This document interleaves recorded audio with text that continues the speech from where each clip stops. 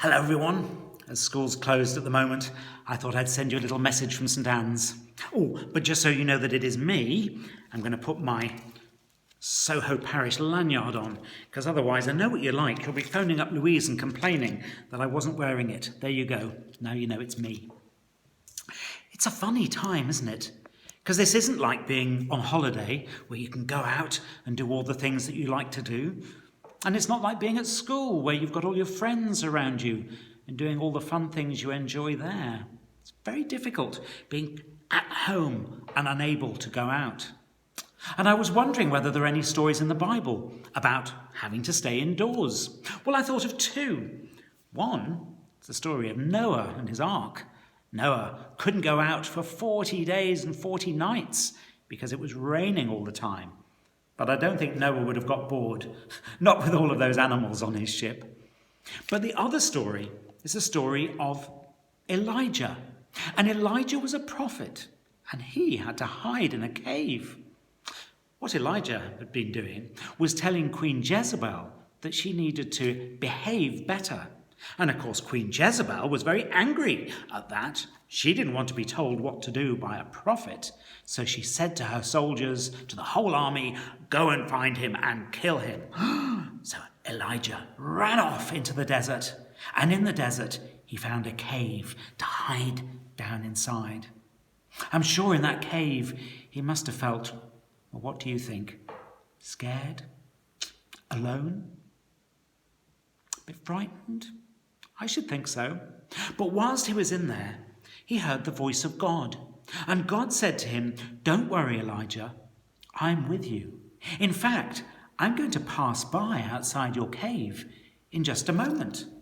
So Elijah went and looked outside the cave. And suddenly there was a mighty wind and everything blew around. But God wasn't in the wind. Then there was an earthquake and the ground split open. But God wasn't in the earthquake. Then there was a fire, huge flames shooting up. But God wasn't in the fire. And then there was complete silence. And God was in the silence. He didn't show up in the big and the dramatic things. God was there in the quiet beside Elijah. It reminds me of a saying that goes something like this, that true friends are people you can sit quietly with.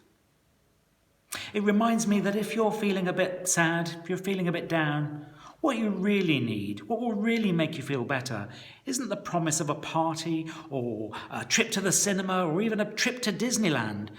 What you want is somebody who loves you to sit beside you, to put their arm around you, and to reassure you that they're there. I don't think there are any children from Soho Parish that live in a cave, not so far as I'm aware.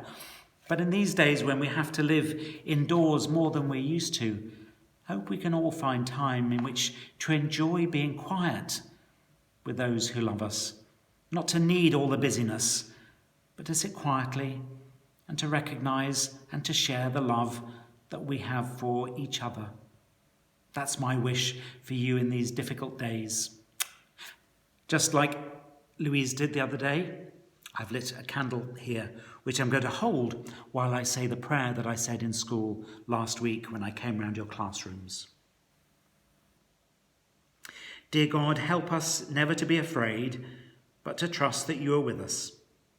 Help us to look out for one another and to spread only kindness and care. Protect our families, our friends, and our whole school community. Give strength to those working in hospitals, be with those who are sick, and bring healing and peace to our world. Amen. It's been lovely talking to you, and I'll speak to you again soon. Take care now. Bye-bye.